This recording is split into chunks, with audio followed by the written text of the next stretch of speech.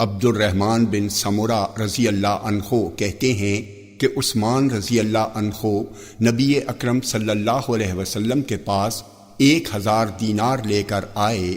حسن بن واقع جو راوی حدیث ہیں کہتے ہیں دوسری جگہ میری کتاب میں یوں ہے کہ وہ اپنی آستین میں لے کر آئے۔ جس وقت انہوں نے جیش اسرا کو تیار کیا اور اسے آپ کی گود میں ڈال دیا، میں نے نبی اکرم صلی اللہ علیہ وسلم کو اسے اپنی گود میں الٹتے پلٹتے دیکھا اور یہ کہتے سنا کہ آج کے بعد سے عثمان کو کوئی بھی برا عمل نقصان نہیں پہنچائے گا۔ ایسا آپ نے 2 بار فرمایا۔ جامع ترمذی حدیث نمبر 3701، یہ حدیث حسن ہے۔ ثمامہ بن حزن قشیری کہتے ہیں کہ میں اس وقت گھر میں موجود تھا جب عثمان رضی اللہ عنہ نے کوٹھے سے جھانک کر انہیں دیکھا اور کہا تھا تم میرے سامنے اپنے ان دونوں ساتھیوں کو لاؤ جنہوں نے میرے خلاف تمہیں جمع کیا ہے۔ چنانچہ ان دونوں کو لایا گیا، گویا وہ دونوں 2 اونٹ تھے یا 2 گدھے، یعنی بڑے موٹے اور طاقتور۔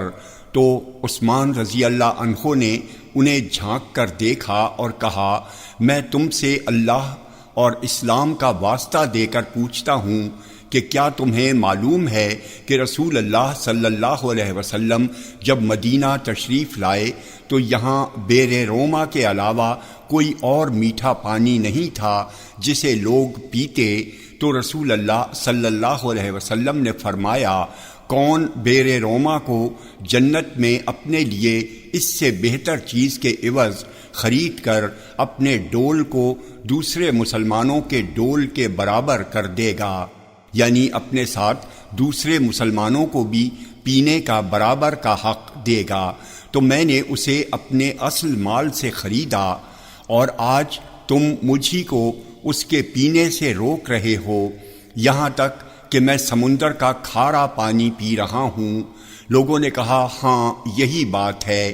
انہوں نے کہا میں تم سے اللہ اور اسلام کا واسطہ دے کر پوچھتا ہوں کہ مسجد لوگوں کے لیے تنگ ہو گئی تھی اور رسول اللہ صلی اللہ علیہ وسلم نے فرمایا کون آل فلاں کی زمین کے ٹکڑے کو اپنے لیے جنت میں اس سے بہتر چیز کے عوض خرید کر اسے مسجد میں شامل کر دے گا؟ تو میں نے اپنے اصل مال سے خریدا اور آج تم مجھی کو اس میں 2 رکعت نماز پڑھنے نہیں دے رہے ہو۔ لوگوں نے کہا ہاں بات یہی ہے۔ پھر انہوں نے کہا میں اللہ اور اسلام کا واسطہ دے کر تم سے پوچھتا ہوں کیا تمہیں معلوم ہے کہ رسول اللہ صلی اللہ علیہ وسلم مکہ کے پہاڑ سبیر پر تھے اور آپ کے ساتھ ابو بکر عمر رضی اللہ عنہما تھے اور میں تھا، تو پہاڑ لرزنے لگا یہاں تک کہ اس کے کچھ پتھر نیچے کھائی میں گرے، تو رسول اللہ صلی اللہ علیہ وسلم نے اسے اپنے پیر سے مار کر فرمایا ٹھہر اے سبیر، تیرے اوپر 1 نبی، 1 صدیق اور 2 شہیدوں کے سوا کوئی اور نہیں۔ لوگوں نے کہا ہاں بات یہی ہے۔ تو انہوں نے کہا اللہ اکبر، قسم ہے رب کعبہ کی، ان لوگوں نے میرے شہید ہونے کی گواہی دے دی۔ یہ جملہ انہوں نے 3 بار کہا۔ جامع ترمذی حدیث نمبر 3703، یہ حدیث حسن ہے۔ ابو اشعث صنعانی سے روایت ہے کہ مقررین ملک شام میں تقریر کے لیے کھڑے ہوئے، ان میں رسول اللہ صلی اللہ علیہ وسلم کے اصحاب میں سے بھی کچھ لوگ تھے۔ پھر سب سے آخر میں ایک شخص کھڑا ہوا جسے مرہ بن کعب رضی اللہ عنہ کہا جاتا تھا۔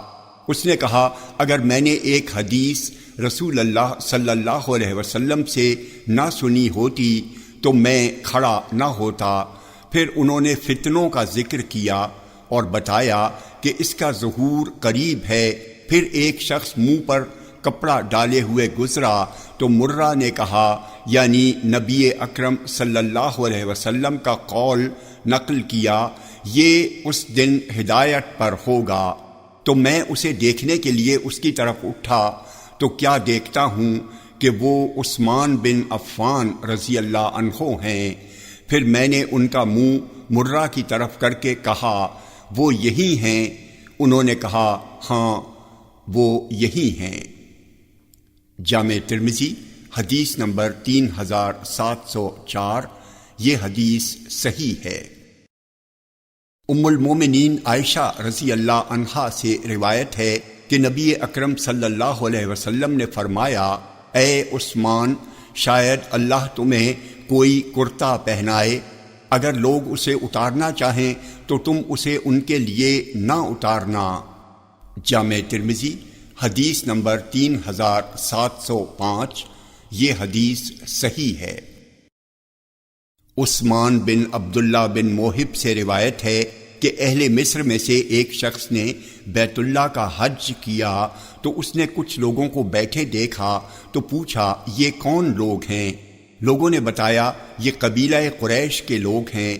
اس نے کہا یہ کون شیخ ہیں؟ لوگوں نے بتایا یہ ابن عمر رضی اللہ عنہما ہیں۔ تو وہ ان کے پاس آیا اور بولا میں آپ سے ایک چیز پوچھ رہا ہوں، آپ مجھے بتائیے۔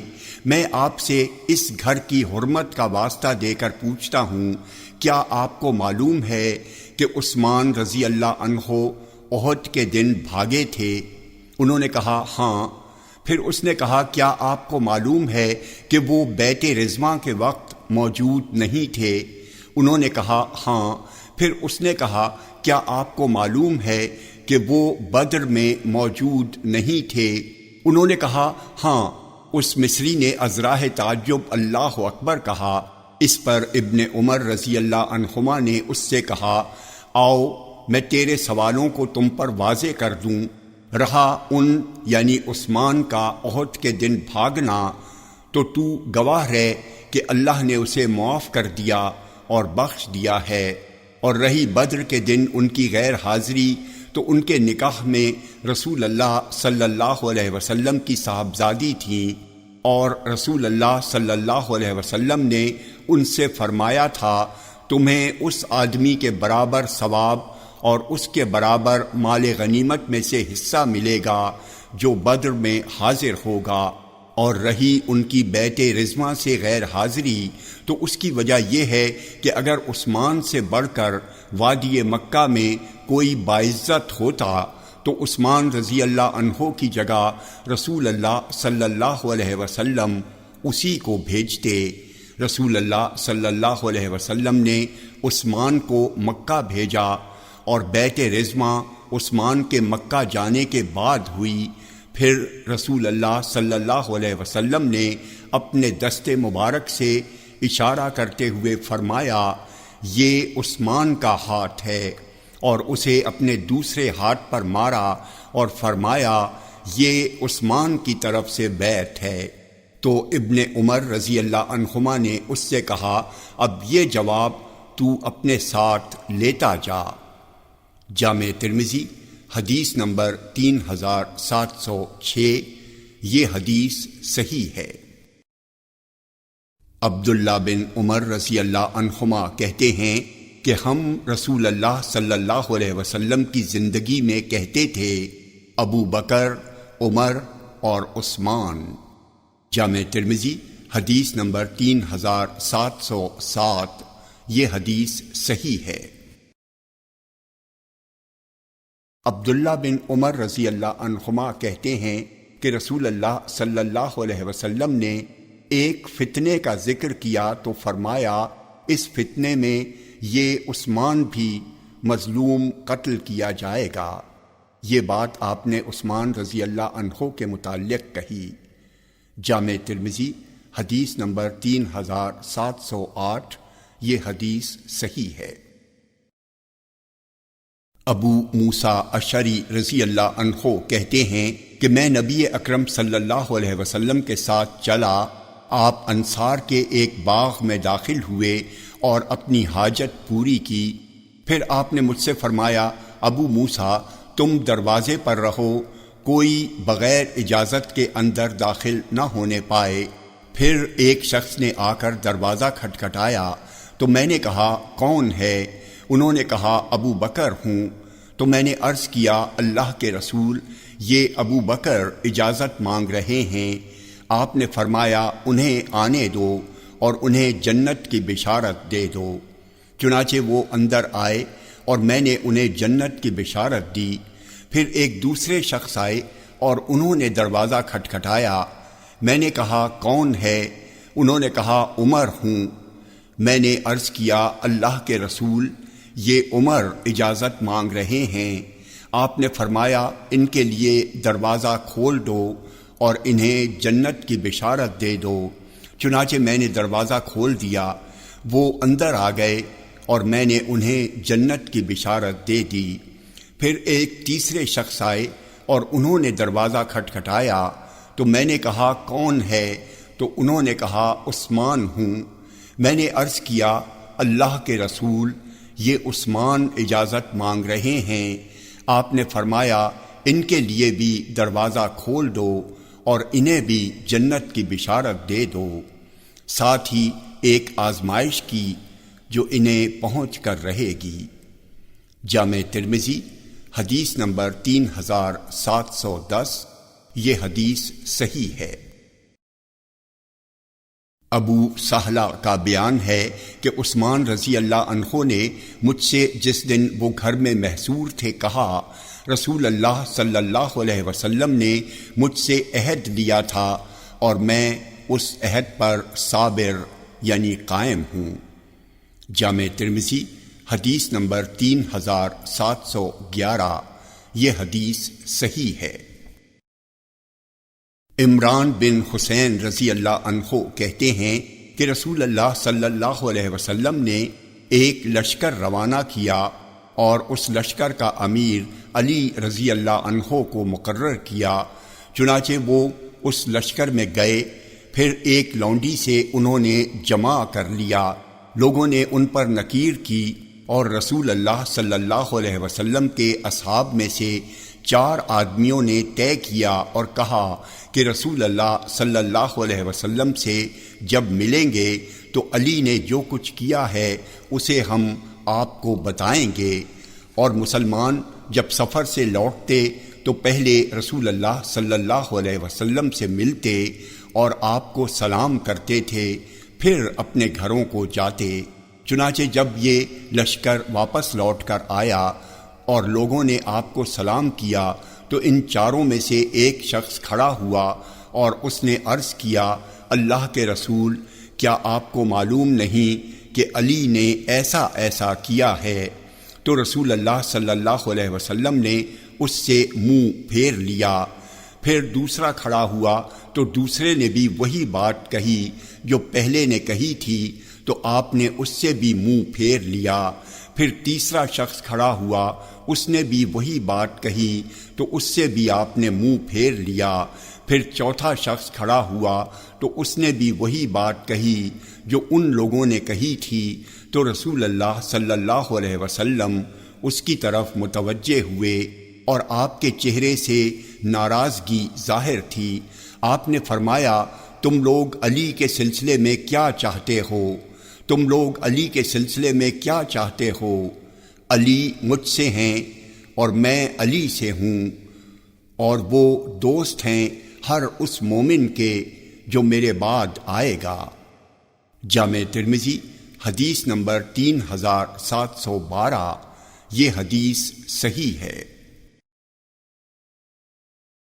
ابو سریحہ یا زید بن ارقم رضی اللہ عنہ سے روایت ہے کہ نبی اکرم صلی اللہ علیہ وسلم نے فرمایا جس کا میں دوست ہوں علی بھی اس کے دوست ہیں۔ جامع ترمذی حدیث نمبر 3713۔ یہ حدیث صحیح ہے۔ براء بن عازب رضی اللہ عنہما سے روایت ہے کہ نبی اکرم صلی اللہ علیہ وسلم نے علی سے فرمایا تم مجھ سے ہو اور میں تم سے ہوں، اور اس حدیث میں ایک واقعہ ہے۔ جامع ترمذی حدیث نمبر 3716۔ یہ حدیث صحیح ہے۔ حبشی بن جنادہ رضی اللہ عنہ کہتے ہیں کہ رسول اللہ صلی اللہ علیہ وسلم نے فرمایا، علی مجھ سے ہیں اور میں علی سے ہوں، اور میری جانب سے نقض عہد کی بات میرے یا علی کے علاوہ کوئی اور ادا نہیں کرے گا۔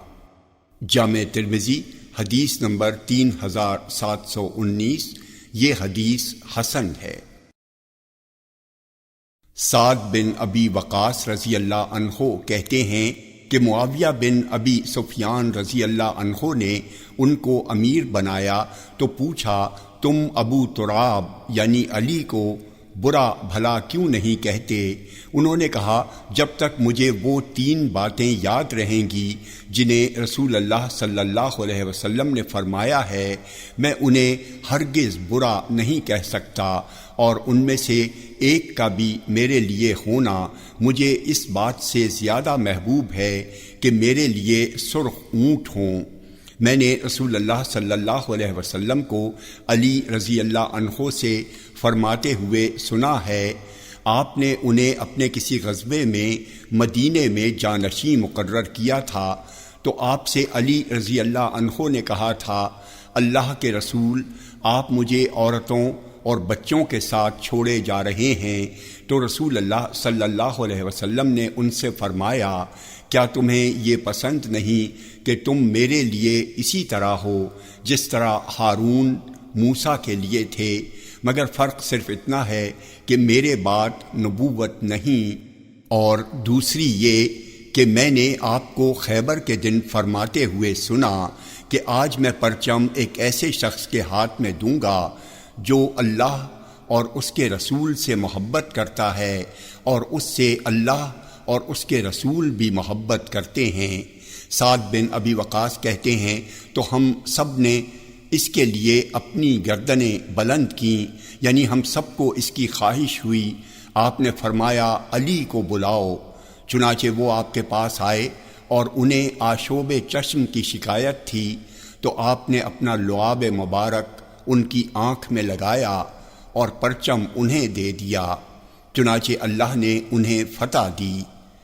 تیسری بات یہ ہے کہ جب آیت کریمہ ندعو ابناءنا و ابناءکم و نساءنا و نساءکم اتری تو رسول اللہ صلی اللہ علیہ وسلم نے علی، فاطمہ، حسن اور حسین رضی اللہ عنہم کو بلایا اور فرمایا، اے اللہ، یہ میرے اہل ہیں۔ جامع ترمذی حدیث نمبر 3724، یہ حدیث صحیح ہے۔ جابر بن عبداللہ رضی اللہ عنہما سے روایت ہے کہ نبی اکرم صلی اللہ علیہ وسلم نے علی رضی اللہ عنہ سے فرمایا، تم میرے لیے ایسے ہی ہو جیسے ہارون موسیٰ کے لیے تھے، البتہ اتنی بات ضرور ہے کہ میرے بعد کوئی نبی نہیں۔ جامع ترمذی حدیث نمبر 3730، یہ حدیث صحیح ہے۔ سعد بن ابی وقاص رضی اللہ عنہ کہتے ہیں کہ نبی اکرم صلی اللہ علیہ وسلم نے علی رضی اللہ عنہ سے فرمایا، تم میرے لیے ایسے ہی ہو جیسے ہارون موسیٰ کے لیے تھے، مگر اتنی بات ضرور ہے کہ میرے بعد کوئی نبی نہیں۔ جامع ترمذی حدیث نمبر 3731، یہ حدیث صحیح ہے۔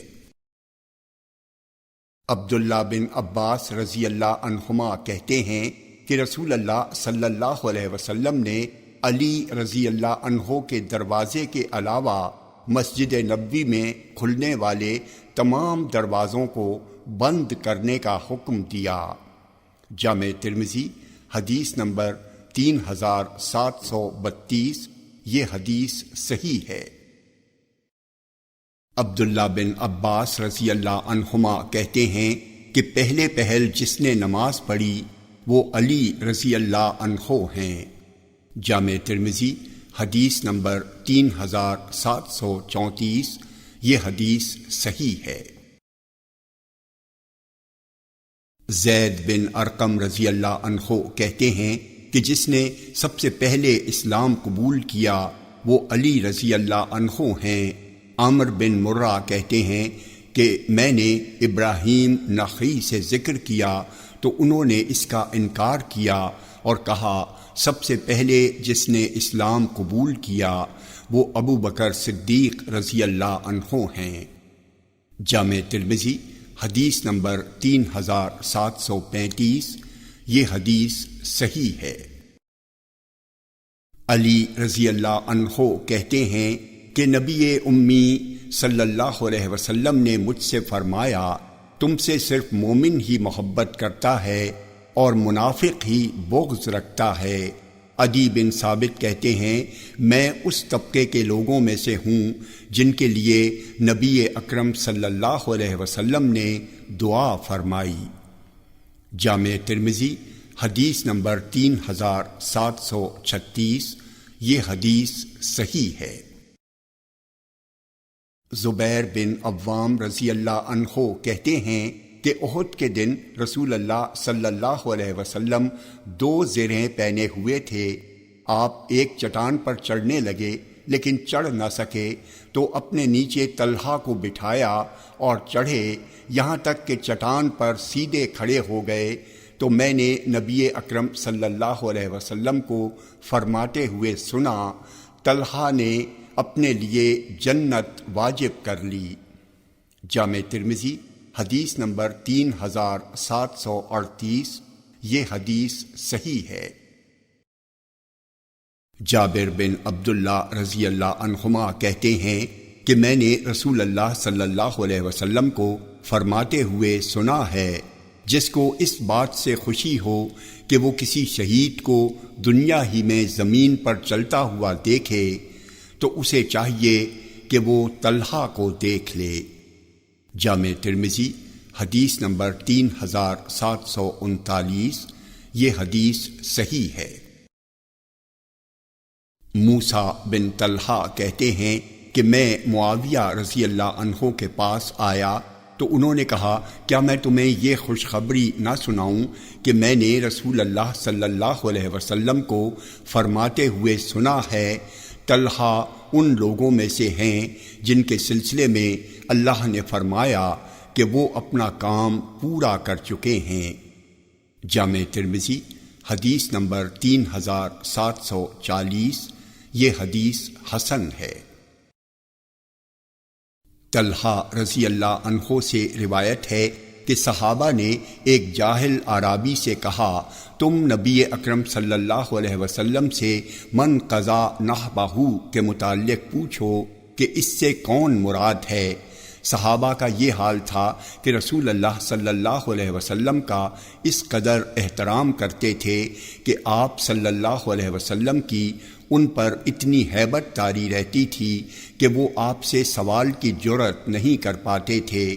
چنانچہ اس اعرابی نے آپ سے پوچھا تو آپ نے اپنا منہ پھیر لیا۔ اس نے پھر پوچھا، آپ نے پھر منہ پھیر لیا۔ پھر میں مسجد کے دروازے سے نکلا، میں سبز کپڑے پہنے ہوئے تھا تو جب رسول اللہ صلی اللہ علیہ وسلم نے مجھے دیکھا تو فرمایا من قضا نحبہ کے متعلق پوچھنے والا کہاں ہے؟ اعرابی بولا میں موجود ہوں اللہ کے رسول۔ آپ نے فرمایا یہ من قضا نحبہ میں سے ہیں۔ جامع ترمذی حدیث نمبر 3742، یہ حدیث حسن صحیح ہے۔ زبیر رضی اللہ عنہ کہتے ہیں کہ رسول اللہ صلی اللہ علیہ وسلم نے قریظہ کے دن اپنے ماں اور باپ دونوں کو میرے لیے جمع کیا اور فرمایا میرے ماں باپ تم پر فدا ہوں۔ جامع ترمذی حدیث نمبر 3743، یہ حدیث صحیح ہے۔ علی رضی اللہ عنہ کہتے ہیں کہ رسول اللہ صلی اللہ علیہ وسلم نے فرمایا ہر نبی کے حواری ہوتے ہیں اور میرے حواری زبیر بن عوام ہیں۔ جامع ترمذی حدیث نمبر 3744، یہ حدیث صحیح ہے۔ جابر رضی اللہ عنہ کہتے ہیں کہ میں نے رسول اللہ صلی اللہ علیہ وسلم کو فرماتے ہوئے سنا ہر نبی کے حواری ہوتے ہیں، اور میرے حواری زبیر بن عوام ہیں، اور ابو نعیم نے اس میں غزوہ احزاب کا اضافہ کیا ہے۔ آپ نے فرمایا کون میرے پاس کافروں کی خبر لائے گا؟ تو زبیر رضی اللہ عنہ بولے میں۔ آپ نے 3 بار اسے پوچھا اور زبیر رضی اللہ عنہ نے ہر بار کہا میں۔ جامع ترمذی حدیث نمبر 3745، یہ حدیث صحیح ہے۔ حشام بن عروہ کہتے ہیں کہ زبیر رضی اللہ عنہ نے اپنے بیٹے عبداللہ رضی اللہ عنہما کو جنگ جمل کی صبح کو وصیت کی اور کہا میرا کوئی عضو ایسا نہیں ہے جو رسول اللہ صلی اللہ علیہ وسلم کی رفاقت میں زخمی نہ ہوا ہو، یہاں تک کہ میری شرمگاہ بھی۔ جامع ترمذی حدیث نمبر 3746، یہ حدیث صحیح ہے۔ عبد الرحمن بن عوف رضی اللہ عنہ کہتے ہیں کہ رسول اللہ صلی اللہ علیہ وسلم نے فرمایا ابو بکر جنتی ہیں، عمر جنتی ہیں، عثمان جنتی ہیں، علی جنتی ہیں، طلحہ جنتی ہیں، زبیر جنتی ہیں، عبد الرحمن بن عوف جنتی ہیں، سعد جنتی ہیں، سعید بن زید جنتی ہیں، اور ابو عبیدہ بن جراح جنتی ہیں رضی اللہ عنہم اجمعین۔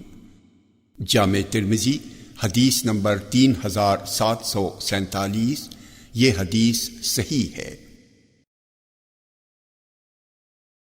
حمید سے روایت ہے کہ سعید بن زید رضی اللہ عنہ نے ان سے کئی اشخاص کی موجودگی میں بیان کیا کہ رسول اللہ صلی اللہ علیہ وسلم نے فرمایا 10 آدمی جنتی ہیں، ابو بکر جنتی ہیں، عمر جنتی ہیں، عثمان، علی، زبیر، طلحہ، عبد الرحمن، ابو عبیدہ اور سعد بن ابی وقاص جنتی ہیں۔